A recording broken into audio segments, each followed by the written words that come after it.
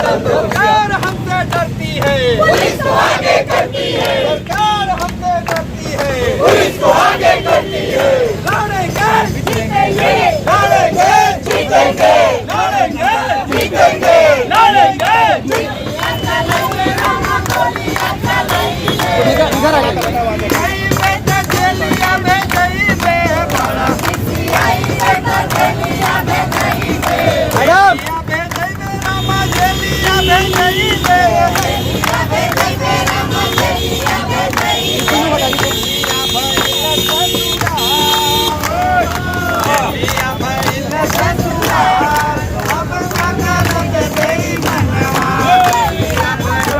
सर्व सेवा संघ को बचाने के लिए और आगे देखिए कि बड़े तादाद में लोग आए हुए हैं। और जिस तरीके से भाजपा सरकार बुलडोजर चलाने की बात कही है, तो आज देखिए तमाम लोग आए हुए हैं और देखिए किस तरीके से सभी लोग एक होकर गांधी की विचारधाराओं को बचाने के लिए, उनकी अस्मिता को बचाने के लिए उतरे हुए हैं। और सीधे तौर पे चलते हैं और इनसे बात करते हैं कि क्या कुछ है, क्योंकि जिस तरीके के मौसम भी बना हुआ है, मौसम भी बारिश का मौसम भी है। और इसमें किस तरीके से देखिए कि आप यहाँ पे तमाम लोग, सैकड़ों लोग आए हुए हैं और सीधे तौर पे ये केंद्र सरकार को टारगेट कर रहे हैं। जिस तरीके से लगातार ये कहा जा रहा है कि एक कारपोरेट घरानों को बेचने जा रहे हैं और बड़े तादाद पे जो यहाँ पे नमो घाट बना है और इसको कहीं ना कहीं स्टेशन बनाने के चक्कर में केंद्र सरकार लगी हुई है। तो तमाम लोग हैं और उनसे हम बात करते हैं कि क्या कुछ मुद्दे हैं, क्या कुछ दिक्कतें हैं। जिस तरीके से लगातार ये लोग संघर्ष भी कर रहे हैं और संघर्ष ये कितना काम आएगा आने वाले वक्त में। लेकिन आपको बता दें कि विनोबा भावे और जयप्रकाश नारायण यहीं से वो लोग थे। तमाम क्रांतिकारी यहाँ पे योजना बनाते थे और अपनी योजनाओं को आगे बढ़ाते थे। लेकिन आज वह इस पर भी एक प्रश्न खड़ा हो गया है कि अब ये जो बिल्डिंगें हैं ये गांधी के विचारों को संजो कर रखती थी, वो अब नहीं रहेगी। सर्व सेवा संघ सर्वोदय जो बनारस के राजघाट के किनारे बसा हुआ है और ये प्राइम जगह भी है, तो कहीं ना कहीं कारपोरेट घरानों का नज़र भी इस जमीन पर भी है। ये बताइए कि आप लोग सीधे तौर पे आए हैं बचाने के लिए, क्या कुछ कहेंगे? अरे ये मॉल बनाने की और कारपोरेट को सौंपने की गांधी और जेपी के विचार को मॉल संस्कृति में और कारपोरेट कल्चर में सौंपने की जो साजिश है सरकार की, हम उसको बिल्कुल बर्दाश्त नहीं करेंगे, आखिर तक लड़ेंगे इसके खिलाफ। जिस तरीके से लगातार सरकार बहुत जगह पर बुलडोजर चला चुकी है, क्या लगता है कि इस पे बुलडोजर चल जाएगा? सरकार कुछ भी कर सकती है, लेकिन हम अपना प्रतिरोध तो दर्ज कर सकते हैं। जो हम कर सकते हैं वो हम करेंगे। सरकार के पास ताकत है, सरकार के पास सेना है, फौज है, पुलिस है, तमाम महकमा है। देखिए अहिंसा, सर्व सेवा प्रकाशन, सर्वोदय जगत, आचार्य विनोबा भावे, संवाद गृह, जय प्रभु पुस्तकालय, ये तमाम तरह के जिस तरीके से यहाँ पे है, तो अभी हम आपको अंदर भी ले चलेंगे और दिखाएंगे अभी कि क्या कुछ रणनीति यहाँ पे चल रही है। इस तरीके से सर्व सेवा को ध्वस्त करने की बात आई है, इसको लेकर क्या कहेंगे? इसको लेके ये कहना है कि एक तो ये गांधी और जेपी की धरोहर है और हमारा ये कर्तव्य बनता है कि अपने धरोहर को समेट के रखें, संभाल के रखें, ना कि उसको तोड़ें। और रेलवे इसको ज़बरदस्ती प्रशासन के थ्रू तोड़ने की कोशिश कर रहा है, तब जबकि इसकी रजिस्ट्री हुई है और ये ज़मीन सरसेवा संघ की है। लेकिन वो ऐसा कह रहा है कि अवैध कब्जा है और हमें चाहिए वापस। तो ये जब रजिस्ट्री है तो फिर इस तरीके की सोच क्यों हो गई है? क्योंकि जब हम कागज़ से मजबूत हैं तो फिर कैसे टूट सकता है ये? आप शायद आप देख रहे होंगे सरकार जिस तरीके से मनमानी कर रही है, वो लोगों के घरों की रजिस्ट्री हो रही है तब भी तोड़ दे रही है। तो ये तो बहुत बड़ा कैंपस है, तो उसी को लेके हमारे पास कागजात हैं, तभी हम हाई कोर्ट से ये कहा जा रहा है कि आज इस आश्रम पे बुलडोजर चलाए जाएंगे, इसको लेकर क्या कहें? सच में क्या कहूँ, मन बहुत दुखी है क्योंकि मेरा जन्म भी यहीं हुआ है और पूरा बचपन यहीं बीता है अभी तक में। और ये मतलब कितने बड़ी दुख की बात है जब आपके घर को किसी के द्वारा तोड़ा जाए। आज हम सभी देख रहे हैं, शायद आज हम मेरे घर के साथ, हमारे घर के साथ ऐसा हो रहा है, कल आपके घर के साथ हो या किसी और के घर के साथ। किसी के घर को तोड़ना है, मतलब एक पंछी का भी घर अगर टूटता है तो उसे जो दुख होता है उससे बड़ा दुख शायद कोई नहीं है। तो आज मन सच में बहुत ही व्यथित है कि इस तरह की स्थिति आज इस समाज में, इस देश में है। विनोबा भावे या जयप्रकाश नारायण की यहाँ पे रह चुके हैं और तमाम तरह के क्रांतिकारी भी यहाँ पे आए हैं, अपनी रणनीति को तय किए हैं। अब क्या लगता है कि वो चीज़ धरोहर रह पाएगी या ख़त्म हो जाएगा? आज जो ये परिस्थिति है उसमें अब आगे क्या बोलूँ। अगर आज ये मतलब इस तरह की संस्थाओं पर को तोड़ने जैसा आदेश दिया जा रहा है तो उसके बाद बाकी क्या रह जाएगा। हम कहें ना, कलयुग अगर देखने को मिल रहा है तो सच में आज यही कलयुग है जब इस तरह के आदेश आते हैं। आज ये देश हमारा आज़ाद हुआ गांधी के विचारों के द्वारा ही, और गांधी की सोच को ध्वस्त करने का अगर लोग कल्पना कर रहे हैं तो इससे बुरा कुछ भी नहीं हो सकता है। मुझे लगता है कि विनाश है सच में इस देश का, इस समाज का, अगर इस तरह की मतलब धरोहर को ख़त्म किया जाएगा तो। इस आश्रम को उखाड़ने जाने की बात कही जा रही है, बुलडोजर चलाने की बात कही जा रही है, क्या लगता है कि बच पाएगा? देखिए, इस सरकार के बारे में कोई भविष्यवाणी कर पाना इनके डिसीजंस के बारे में तो असंभव बात है, लेकिन सवाल बच पाने का नहीं है। सवाल ये है कि हम संघर्ष करेंगे और हम रोकने की कोशिश करेंगे। संघर्ष तो हर लोग करता है, लेकिन इस सरकार के आगे कोई टिक नहीं पा रहा है। नहीं, आप गलत कह रहे हैं। सरकार के आगे आपको किसान आंदोलन को आपको भूलना नहीं चाहिए। इस देश में उसने रोका है। हम सब किसान आंदोलन में ही थे, हम भी वहीं थे संघर्ष में, और वहाँ पर भी मेरा पैर टूटा था। मैं 1.25 महीना शाजापुर बॉर्डर पे पैर टूटे के साथ रही थी। तो आप ये नहीं कह सकते कि संघर्ष, ये सरकार डरती है। मैं तो ये कहूँगी। एक चीज़ बताइए कि किसान आंदोलन की तरह यहाँ पे तो आंदोलन क्या वो भी हो सकता है क्या? देखिए, जो ज़रूरत होगी इस विचार, क्योंकि गांधी, लोहिया और जेपी एक कोई व्यक्ति नहीं है, ये लोग विचार बन चुके हैं ना। और मुझे लगता है इस देश की जो पूरी विरासत है वो इनसे आती है, तो इनको बचाने की लड़ाई है, तो हम तो लड़ेंगे। अगर ऐसा कोई संघर्ष कर साथी कोई प्रारूप तय करेंगे ऐसा आंदोलन की, तो आगे वो भी किया जाए। गांधी की अस्मिता को बचाने के लिए काशी वासी रोड पे उतरे हैं, क्या लगता है कि बचा पाएंगे? गांधी की विरासत ना कभी ख़त्म हुई है ना ख़त्म होगी। आरएसएस, बीजेपी कुछ भी कह ले, गांधी, मैंने आपसे कहा ना, ये विचार हैं। ये विचार तो कभी मरते नहीं है, विचार तो चलते रहते हैं। और हमारी पीढ़ी देखिए ना, युवा पीढ़ी खड़ी है जो रायबरेली से चल के आई है, तो वो कैसे मर जाएगा? ये तो अभी इनकी उम्र मात्र 22 साल की है, 21 साल की है। तो गांधी का और भी लोग हैं, थोड़ा सुनते भी बात कर लेते हैं। जिस तरीके से ये आज इस पे बुलडोजर चलाने की बात आई है, क्या लगता है ये बड़े मतलब बड़ा ही एक सरप्राइजिंग डिसीज़न है जो छोटी कोर्ट ले दे रही है। सभी चीज़ों को, पूरे डॉक्यूमेंटेशन को, इतनी गहरी चीज़ों को इग्नोर कर रही है। और सबसे ऊपर गांधी जी के जो विचार हैं वो कोई आइडिया नहीं है, वो सिर्फ एक गांधी में नहीं समाया हुआ है, वो इस धरती का विचार है, सत्य अहिंसा का, उसको डिनाई कर रही है। ये बड़ा खतरा है, हमें सचेत हो जाना चाहिए इसके खिलाफ। और अगर हम इसे लाइटली ले रहे हैं तो ये बहुत बड़ा खतरा बन के आने वाला है, जिसके लिए शायद गांधी जी की हत्या तक की गई थी, वो आइडिया इसके पीछे है। तो हमें इसे बहुत लाइटली नहीं लेना है, हमें बहुत स्ट्रांगली इसको लेना है और हम सबको खड़े हो जाना चाहिए। शिक्षा इससे जुड़ी है, हमारा शिक्षा का वो एक बेस बनाया था गांधी जी ने। किस तरह से हम आइडियाज़ को पढ़ ही नहीं रहे, अपने बच्चों को पढ़ा ही नहीं पा रहे।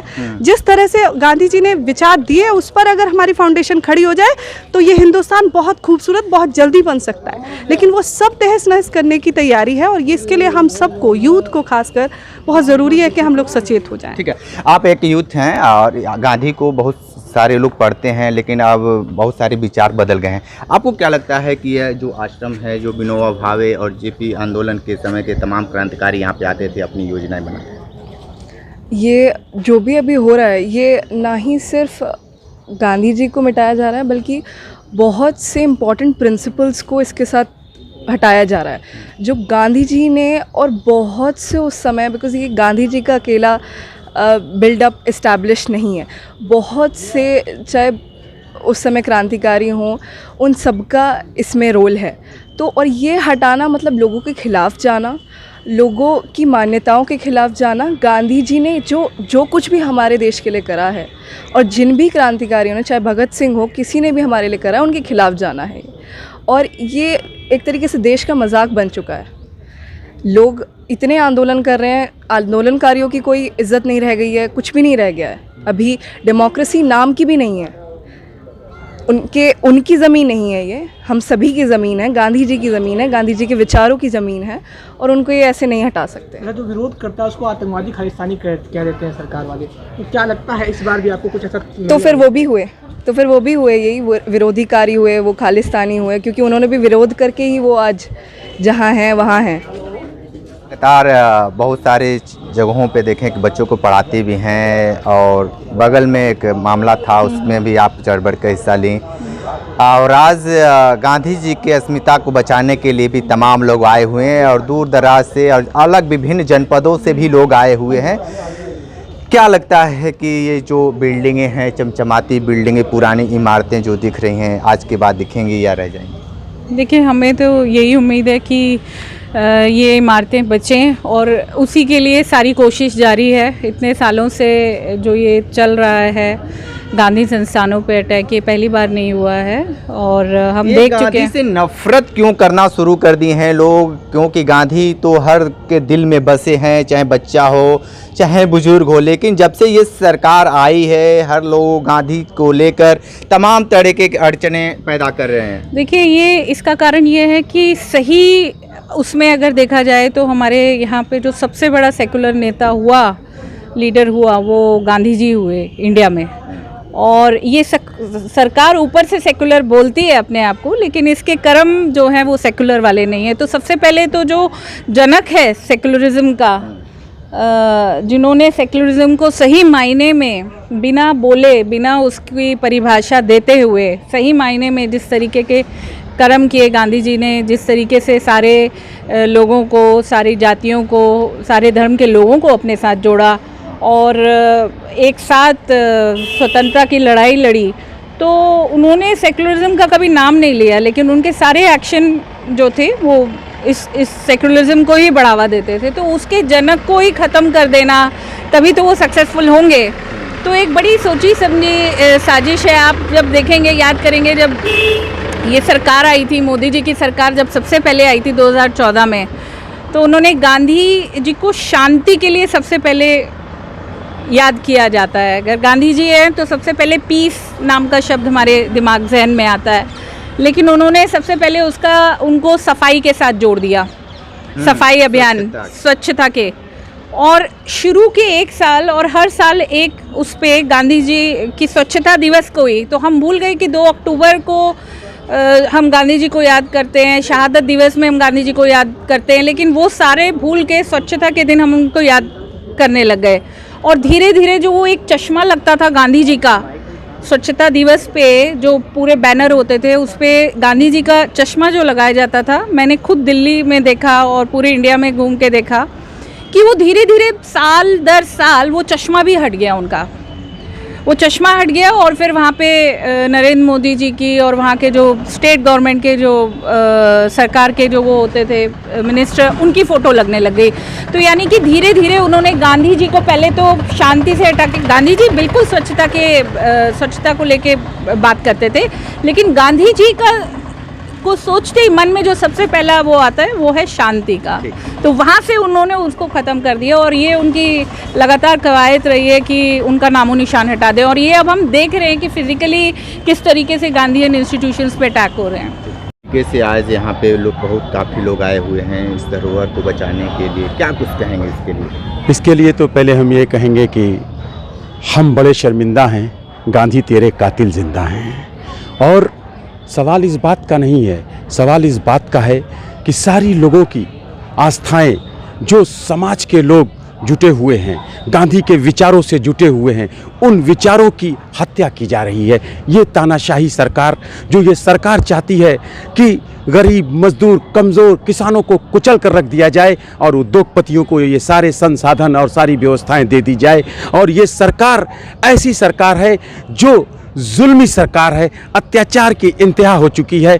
और सबसे बड़ी बात यह है कि ये सरकार इतनी भ्रष्ट सरकार है, आप उसका सर्वे करा लीजिए, और जब सर्वे कराइएगा आप तो आपको पता चलेगा कि हर एक चीज़, जो चीज़ सरकारी थी सब प्राइवेट कर दिया गया है, प्राइवेट लिमिटेड को बेचा जा रहा है, चाहे हवाई अड्डा हो और चाहे सरकारी संस्थाएं हो, और चाहे आज जो यहाँ आंदोलन हो रहा है, जो आंदोलन यहाँ छिड़ा हुआ है, इसी की ये लड़ाई हम गांधी के विचारों से लड़ रहे हैं। आज गांधी जी के कातिल सच जिंदा हैं और इसीलिए हम शर्मिंदा हैं।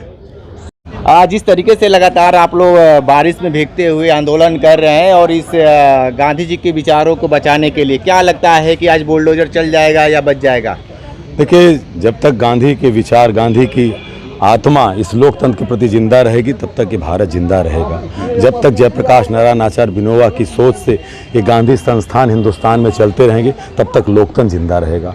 इसको लेकर के आप जानते हैं कि जिन लोगों ने गुलामी के दिनों में अंग्रेजों के लिए काम किया, मुखबिर बनने का काम किया, पेंशन लेने का काम किया, वो आज इस स्वतंत्र भारत में फिर उसी मानसिकता से गांधी मूल्यों की हत्या करना चाहते हैं, जिसको लेकर के तमाम गांधीवादी समाजवादी साथी तमाम संस्थानों से आचार्य विनोबा जयप्रकाश नारायण के विचारों से जुड़े लोगों ने आज यहाँ आकर के मोदी सरकार को चेताने का काम किया, क्योंकि यहाँ के प्रधानमंत्री कोई मामूली व्यक्ति नहीं है, इस देश का प्रधानमंत्री है।